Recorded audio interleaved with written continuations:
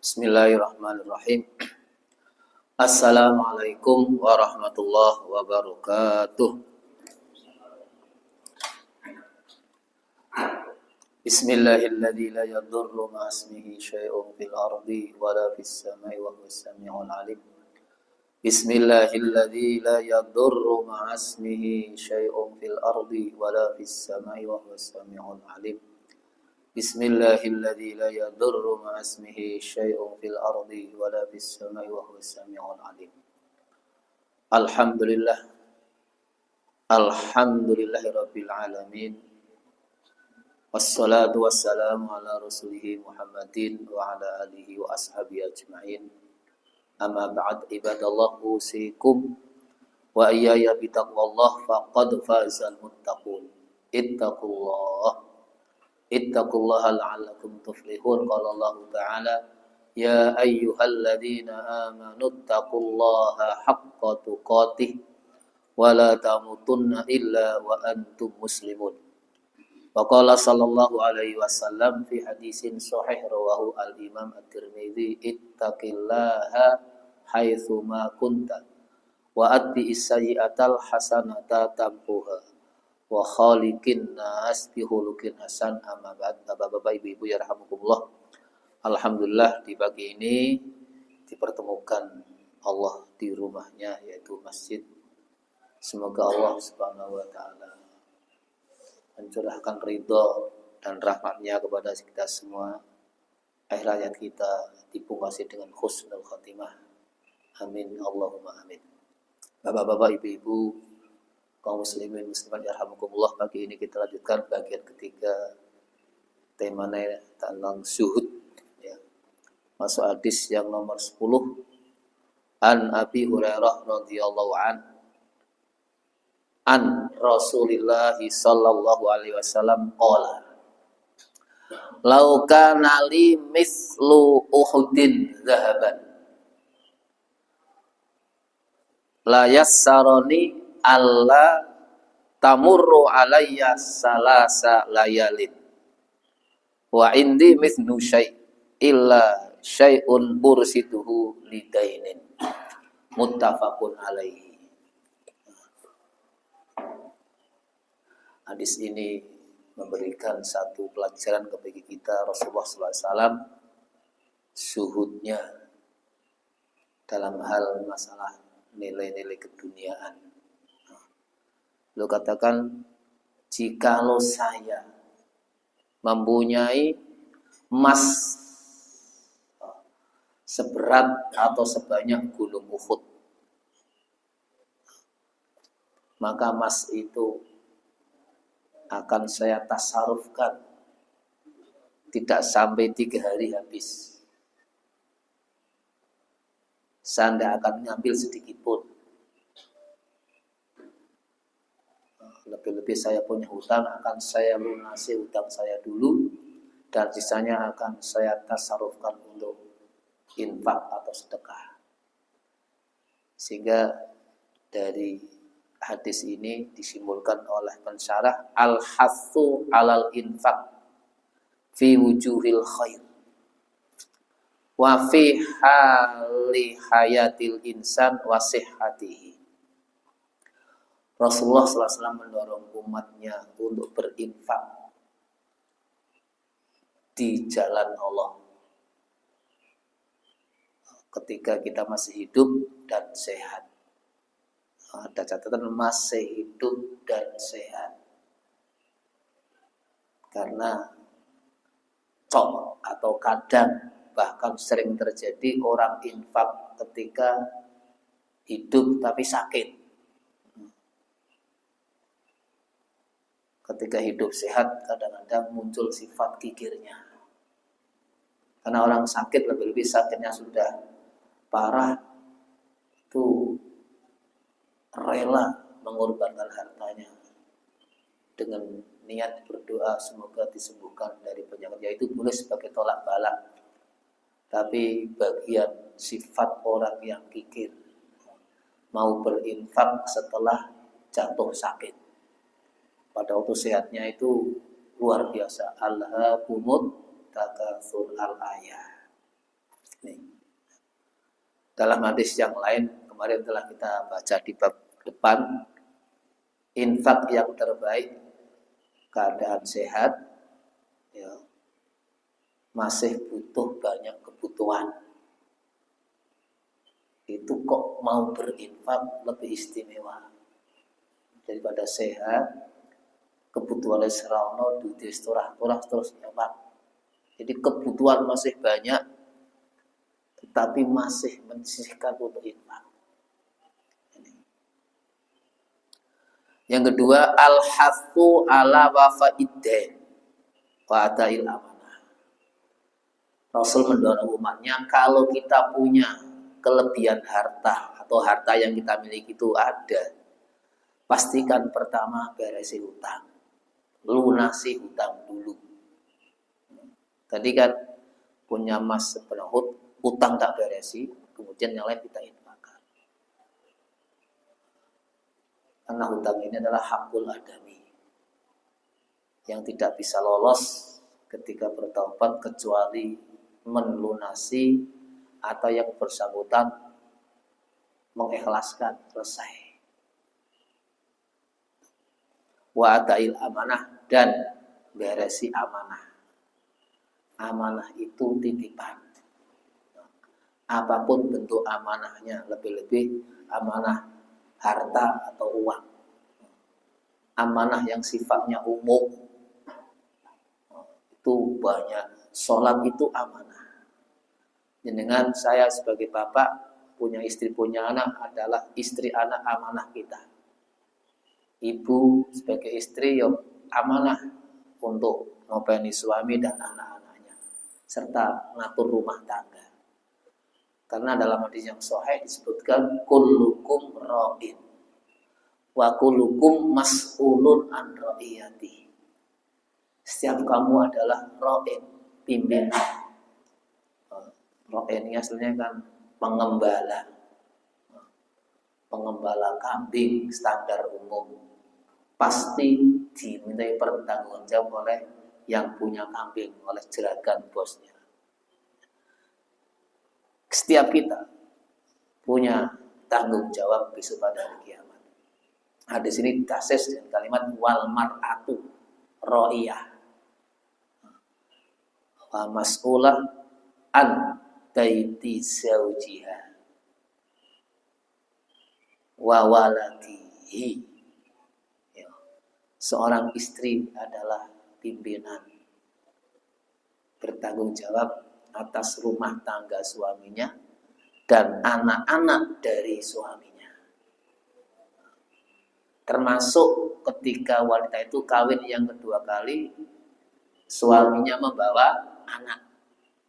Ini juga masuk bagian dari anaknya suami. Yang ketiga, jawazu istiqmali law inda tamannal khair. Boleh, dibolehkan menggunakan kalimat lau seandainya, khusus untuk harapan kebaikan. Seandainya saya punya uang sekian, saya akan bantu masjid ini biar cepat jadi. Itu boleh. Karena Rasul juga menyampaikan, seandainya saya memiliki emas seberat atau sebanyak gunung Uhud, maka emas itu akan saya bayar untuk utang dulu, lunas. Lainnya akan saya gunakan untuk kebaikan. Tidak ada sampai 3 hari habis di tangan saya. Dengan bayangkan gunung Uhud itu berapa. Yang pernah umrah bisa tahu ketika wisata atau ziarah ke tempat itu. Jadi emas seberat gunung hanya 3 hari dihabiskan untuk jalan Allah. Ini artinya dunia di tangan, agama di hati. Tapi kalau dunia harta di hati, yo maaf, kikir luar biasa. Yang keempat, zuhudun Nabi sallallahu alaihi wasallam. Zuhudnya Nabi sallallahu alaihi wasallam. Faqad kana yunfiqu infaqaman la yakhshal faqra. Sallallahu alaihi wasallam menginfakkan seluruh hartanya, tidak khawatir fakir. tidak khawatir fakir. Kalau kita lihat sirah para sahabat, dilihat dari Utsman bin Affan radhiyallahu an, Abu Bakar radhiyallahu an, Umar radhiyallahu an, itu infaknya luar biasa. Bahkan Abu Bakar As-Siddiq itu siap menginfakkan seluruh hartanya untuk dakwah Islam. Umar bin Khattab separuh. Harta yang kita miliki, yang hamba miliki, bila digunakan untuk infak kebaikan, pasti Allah ganti. Di surat Saba ayat 39 bahwa Allah tidak salah, wa ma anfaqtum min syai'in fa huwa yukhlifu. Apa saja yang kamu infakkan, kamu dermakan, kamu sedekahkan untuk kepentingan agama ini, Allah pasti mengganti dengan ganti yang lebih baik daripada harta yang kamu keluarkan. Dalam bab infak, Allah mengutus 2 malaikat setiap pagi mendoakan baik bagi yang infak, dan yang satunya melaknat orang yang tidak infak atau kikir. Doanya malaikat dan kalimat Allahumma, ya Allah, Allahumma a'ti munfiqan khalafa. Ya Allah, berikan ganti yang lebih baik bagi hambamu yang pagi ini berinfak. Dan yang satunya malaikat mendoakan Allahumma a'ti mumsikan talafa. Ya Allah, berikan kehancuran, kepailitan hambamu yang pagi ini tidak mau berinfak. Hadis yang ke-11, anhu ay an Abi Hurairah qala Rasulullah sallallahu alaihi wasallam, ungguru ila man huwa asfala minkum wala tangguru ila man huwa fauqakum fahuwa ajdaru alla tasdaru ni'matallahi alaikum muttafaqun alaihi. Wa hadza lafzu Muslim. Wa fi riwayati al-Bukhari, idza nadhara ahadukum ila man fuddila alaihi fil mal wal khalqi falyanzur ila man huwa asfala minkum. Ada 2 redaksi hadis.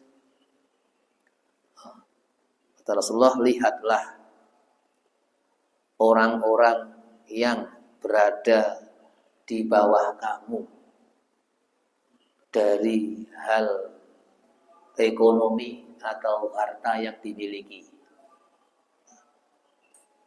Jangan melihat orang yang di atas kamu.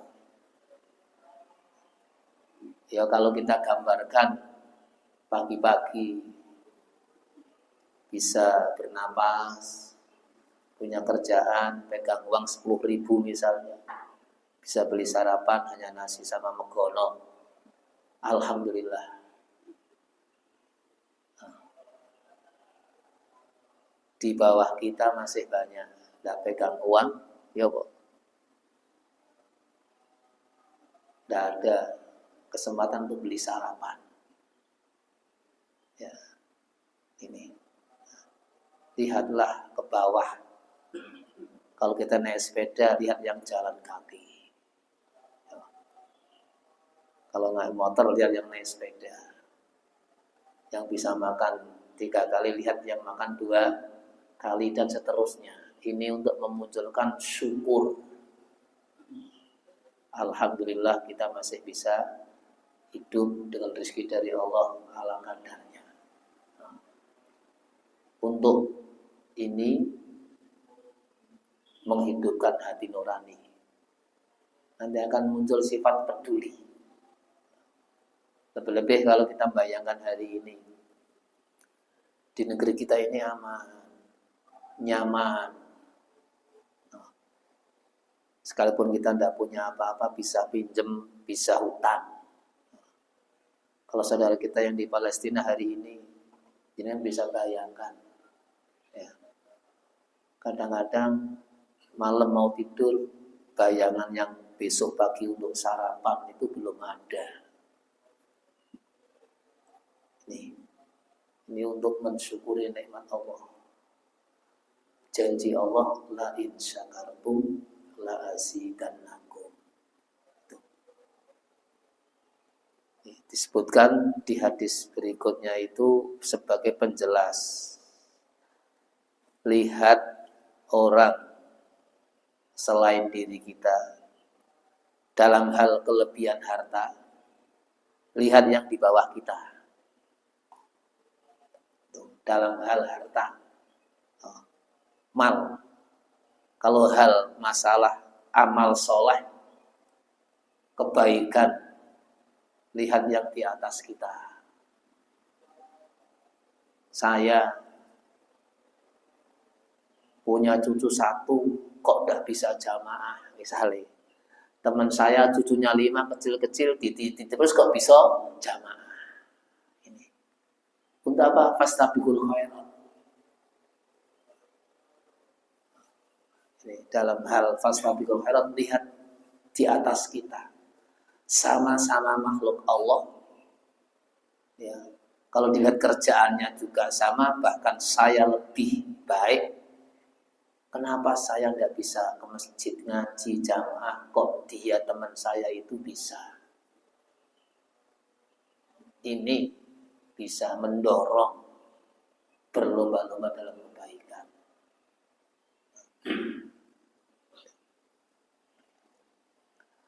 Istihbabu nadril muslim liman huwa adna minhu fi umurid dunia. Anjuran, ya. Ini tidak wajib, tapi Rasulullah menganjurkan. Lihat teman muslim kita, kanan, kiri, depan, belakang, yang dalam dunia itu di bawah kita. Masalah ekonomi di bawah kita, lihat. Wa nadru liman huwa a'la minhu fi umuriddin. Dalam masalah agama yang di atas kita. Tuh Pak Ahmad, Pak Ali, Bu Ali kok sejamaah, terus sudah tua, ya. Jalannya sulit. Kita yang sehat, lancar, kadang-kadang males. Dulu tahun 91-an itu di radar diinformasikan, diberitakan di Batang, Wonotunggal tepatnya kecamatan itu, kampung saya lupa. Seorang muadzin yang buta, 30 tahun ke masjid, ini masalah jalan gelap, semua orang buta ya. Jadi jalan kakinya itu sebenarnya itu adalah 90 menit. 90 menit PP untuk ke masjid. Seorang buta, jalan setapak, apal, 30 tahun tidak pernah terlambat. Mungkin kalau hari sampai Isya tidak pulang ya. Kalau subuh nanti berangkatnya berarti jam 3. Tidak ada yang nuntun.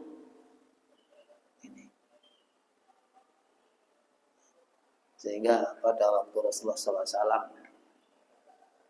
didatangi oleh Ibnu Umi Maktub, seorang sahabat yang dorol ain, di matanya tidak melihat. Ya Rasulullah, bolehkah saya sholat di rumah? Karena saya buta, di rumah saya sendirian, tidak ada yang nuntun, jalannya bebatuan, Terjal juga banyak binatang buas. Kata Rasul boleh. Setelah orang tua melangkah, pulang dipanggil. Sebentar. Hal sami'tan nida. Na'am fa'ajib. Wafiratin walahabwan. Dengar azan enggak? Dengar ya Rasulullah. Kalau dengar, tetap kamu ke masjid. Dalam satu riwayat sekalipun dengan merangkak. Ini seorang buta. Sehingga Imam Ahmad bin Hanbal radhiyallahu anhu berdasarkan hadis ini menjadikan istinbat bahwa sholat berjamaah itu fardu ain. Karena melihat hadis ini, orang buta saja tetap disuruh ke masjid kalau masih mendengar azan.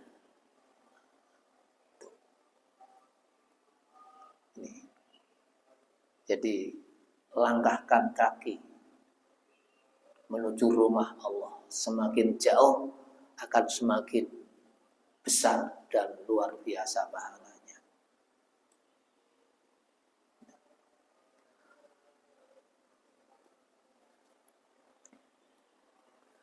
Wan nadru ilaman huwa a'laminhu malan yu'ati ilad dojar wal kolak wa adamus syukri ni'amillahi alaihi.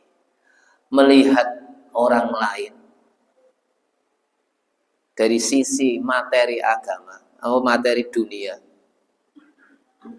yang lebih tinggi itu kaya, uangnya banyak, kok saya enggak punya, akan munculkan kolak yo stres,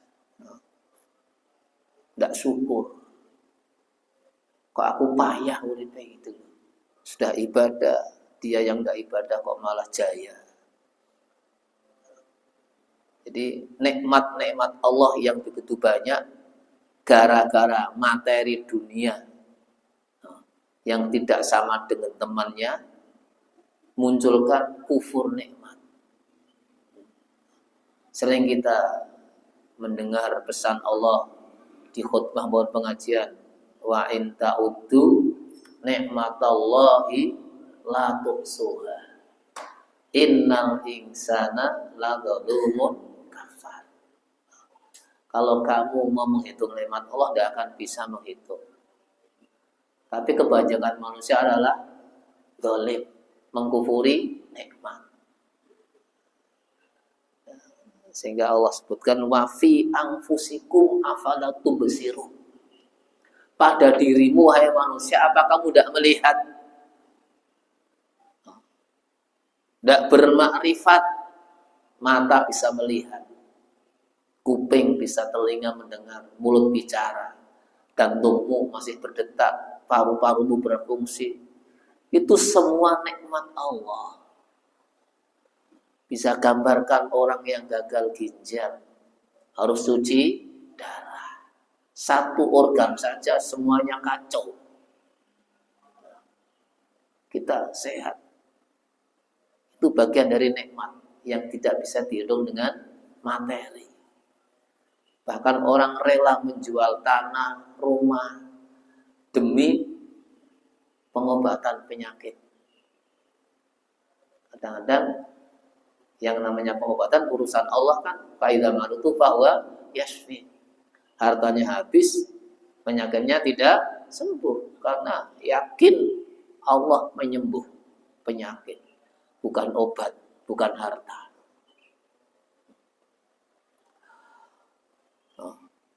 Ini wan nadru ilaman huwa alaminhu dinan yahfizu alal mazid minat ta'ah wal iqbal alallahi ta'ala bil ibadah. Orang yang melihat dalam hal kebaikan yang dimiliki oleh orang lain, mampu berfastabul khairat, kita ngejar biar seperti itu, bisa jamaah, kalau malam ikut pengajian rutin, saya biar bisa. Diusahakan, itu memunculkan semangat ibadah. Semangat ibadah. Sehingga dari sini disebutkan satu hadis, khoslatani mangkanata fihi katabahullahu syakiron sobiron walam takuna fihi lam yaktub Allahu syakiron wala sobiron, yaitu man nadhara fi dinihi ila man huwa fawqahu faqtadabihi wa nadhara fi dunyahu ila man huwa dunahu fahamidallah alama fadalahu bihi alaihi kataballahu syakiron sobiron wa man nadhara dinahu ila man huwa dunahu wa nadhara ila dunyahu ila man huwa fawqahu fa asifa alama fatahu minhu lam yaktub Allah syakiran wala sabrun rawahu at-Tirmidzi.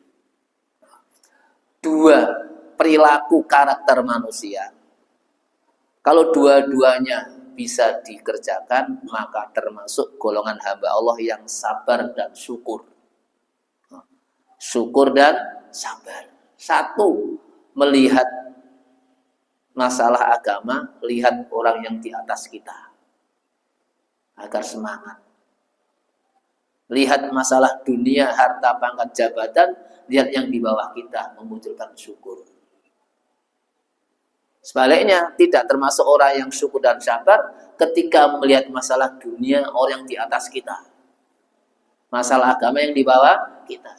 Mendingan saya masih sholat, sekalipun terlambat misalnya. Daripada teman saya tidak pernah sholat, dia tambah rusak nih. Terlambat kok mending. Ini pesan Rasulullah berkaitan dengan masalah syuhud. Anhu ayat Nabi Hurairah radhiyallahu anhu, anil sekolah ta'isa abdud dinar wat dirham wal qatifah wal khamisah idza utiya radiya wa illam yu'ta lam yarda rawahu al-Bukhari. Ta'isa bimana halaka, celaka, hamba rupiah kalau kita, hamba harta. Apapun bentuknya, termasuk rumah yang bagus, pakaian yang bagus, kendaraan yang bagus. Celaka. Jadi sebagai budak harta namanya. Harta bentuknya bisa rumah, bisa rupiah, bisa sawah, bisa kendaraan. Kenapa ta'isya atau halaka? Azan dikumandangkan. Dia sibuk dengan transaksi jual belinya. Namanya harta ini mencelakakan. Andang dikumandangkan ibadah atau ibadah yang lain. Dia sibuk ngurusin motor, mobil atau rumahnya. Tanggung bersih-bersih rumah kene, sholat nanti tidak rampung. Mau ada tamu misalnya, dilanjutin, ini sholatnya terlambat. Itu bagian dari ta'isya. Abdul dinar, hamba harta. Terus yang kedua, termasuk orang hamba harta. In u'tiya radiya.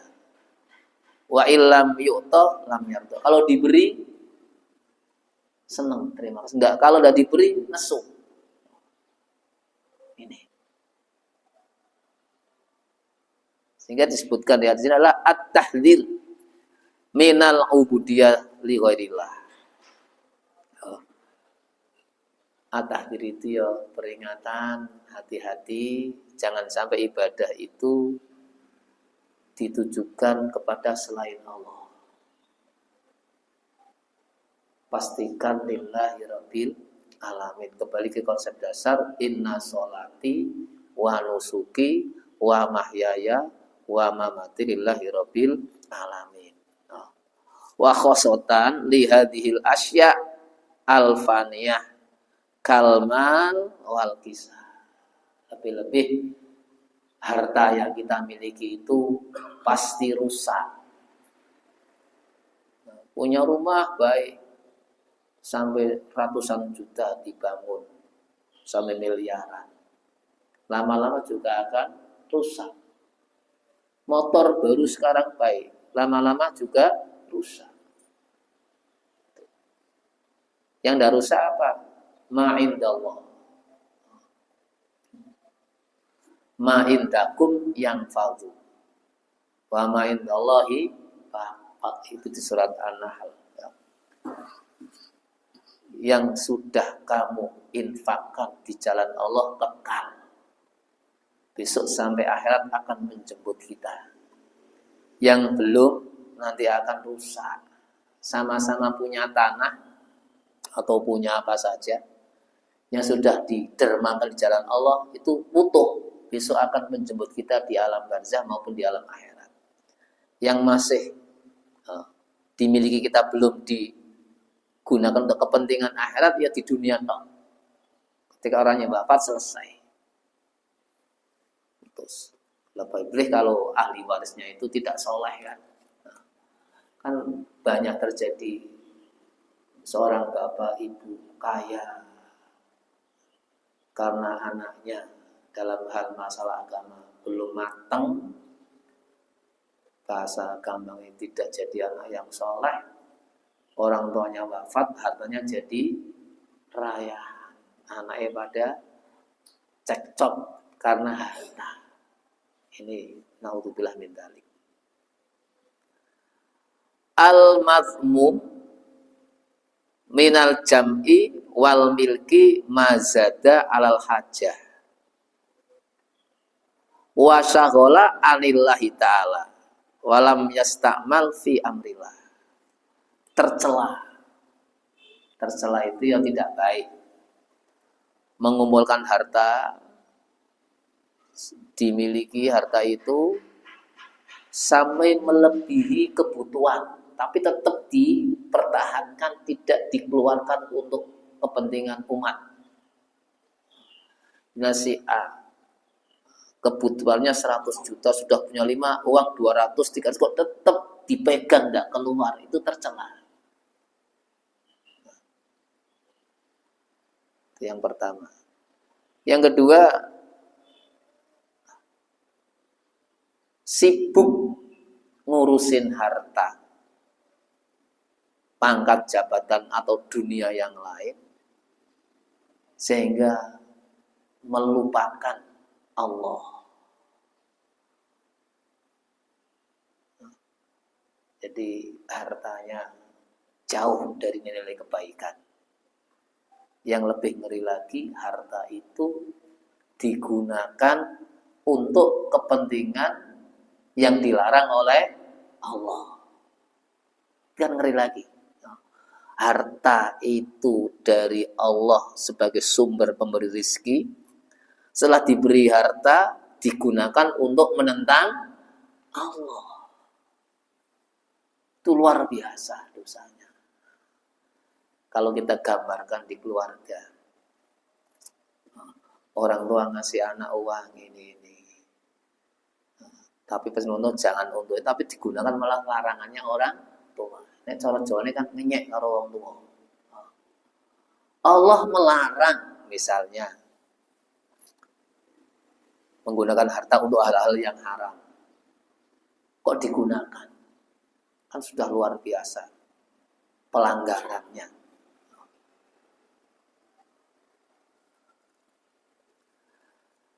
Ini bagian dari sifat yang tercela, menggunakan harta untuk melanggar tatanan agama. Wong tidak menggunakan harta saja sudah jelas-jelas tidak boleh, apalagi sampai rela mengorbankan demi merusak agama. Naudzubillah min dzalik.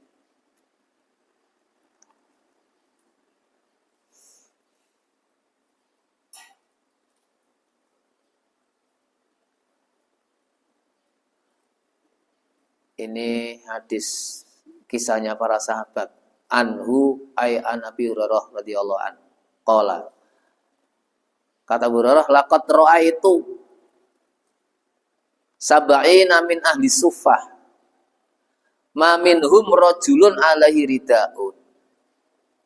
Imma izarun wa imma kisaun. Qad robatu fi a'naqihim. Faminha ma yablughu nisfas saqaini wa minha ma yablughu al-ka'baini. Fayajma'uhu biyadihi karahiyata antura auratuhu rawahu al-Bukhari. Jadi ahlu sufah itu disebutkan di sini adalah kanu ya'wuna ila sufah fi akhiri masjid Nabi. Mereka hidupnya di teras masjid. Di teras masjid. Wahya makan mudhillil yabituna min fihi isti'dadan lil jihad. Mereka berjuang membela agama Islam tapi tidak punya rumah. Nah, kebutuhan sehariannya yang menjamin Rasulullah di sini ada sampai 70 ahli sufah yang hidupnya di teras Masjid Nabawi. Ini kata Abu Hurairah, saya melihat mereka itu pakaiannya apa adanya. Apalagi tidur pakai bantal ya. Yang dipakai saja kadang-kadang pres. Tapi mereka tetap semangat. Nah, ini.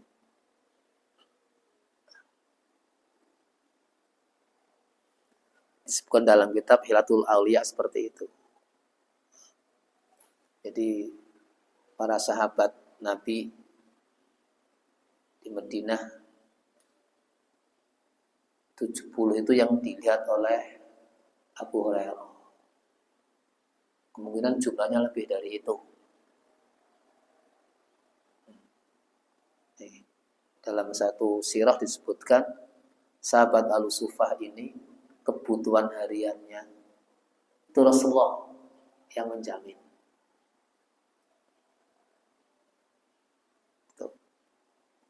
Terakhir sebagai penutup, masih dari Abu Hurairah qala Rasulullah sallallahu alaihi wasallam ad-dunya sijnul mukmin wa jannatul kafir rawahu Muslim. Ini sering masyhur di sini ya. Dunia itu penjara bagi orang mukmin. Surga bagi orang kafir. Maksudnya orang di penjara itu kan banyak aturannya kok, tidak bebas kan? Benar loh. Ketika mau besok kok ada aturan dan seterusnya. Nah kita orang muslim dunia kan banyak aturan agama, waktunya sholat, waktunya itu aturan Allah. Ini halal, ini haram ditaati. Nah dunia ini surga bagi orang kafir karena bebas tanpa aturan sakarepe, panjungger wali apa sakarepe. Maksudnya seperti itu. Nah orang kafir kan bebas sakarepe, apalagi yang ateis kan sakarepe. Kalau sudah punya paham ateis kafir dikasih arahan-arahan tentang masalah kemaslahatan jarang mempan. Karena mereka tidak yakin kalau bunuh itu masuk neraka kan. Untuk apa takut neraka? Ya kan? Biasa saja. Kenapa manusia kok mau berbuat baik? Karena yakin setelah wafat nanti ada alam barzah, nanti ada alam akhirat. Sehingga mempersiapkan diri untuk amal kesenangan watazawwatu fa inna khairazati taqwa. Cari bekal di dunia untuk bekal nanti ketika sudah wafat masuk ke alam barzah, masuk ke alam akhirat. Nah, semakin banyak bekal, di sana hidupnya akan semakin nyaman. Gambaran penjara orang dunia adalah karena diatur oleh Allah. Ini halal, silahkan dimakan. Ini haram. Ini yang boleh. Ini waktu ini untuk sholat tentukan. Kan akhirnya pagi harus bangun. Pakai aturan. Orang kafir terserah. Mau tidur berapa jam terserah. Kenapa? Sudah tidak pakai aturan. Ini makna ad-dunya sijnul mu'min wal jannatu kafir. Tahrid mu'min alal i'rad an mahabbatid dunya. Rasulullah mendorong orang yang beriman untuk berpaling dari cinta dunia yang berlebih-lebihan. Silahkan dunia kamu cintai, tapi dalam cinta ini untuk Allah, untuk dakwah Islam. Jangan sampai terjerumus ke dalam kesenangan dunia, ansih wa mal hayatud dunya illa mataul ghurur. Ini karena kehidupan dunia itu kesenangan yang menipu, hanya sementara. Man ahabba liqa Allah ahabballahu liqa'ahu. Dan dalam satu riwayat sebutkan, orang yang sangat mengharapkan cinta ingin temu Allah, maka Allah juga ingin temu sama orang itu. Si surat Al-Baqarah ada itu kan 153 atau 52. Fadhkuruni adzkurkum washkuruli wala takfurun. Ingat kepadaku, aku akan ingat kamu. Tukul in kuntum tuhibbunallaha fattabi'uni yuhibbukumullah wa yaghfir lakum al-ayah. Allah akan cinta kita kalau kita ikut Rasulullah sallallahu alaihi wasallam. Kesimpulannya, Bapak Ibu rahimakumullah, mari dalam hal dunia ini, materi, harta, pangkat, jabatan, sebagai muslim yang baik, lihat yang di bawah kita untuk memunculkan syukur. Alhamdulillah. Dalam hal urusan amal soleh, beragama, lihat yang di atas kita untuk berlomba-lomba dalam kebaikan. Dan yang kedua, semoga Allah pungkasi hidup kita dalam keadaan husnul khatimah. Amin Allahumma amin. Kita akhiri, subhanakallahumma wa bihamdika asyhadu an la ilaha illa anta astaghfiruka wa atubu ilaik. Wassalamualaikum warahmatullahi wabarakatuh.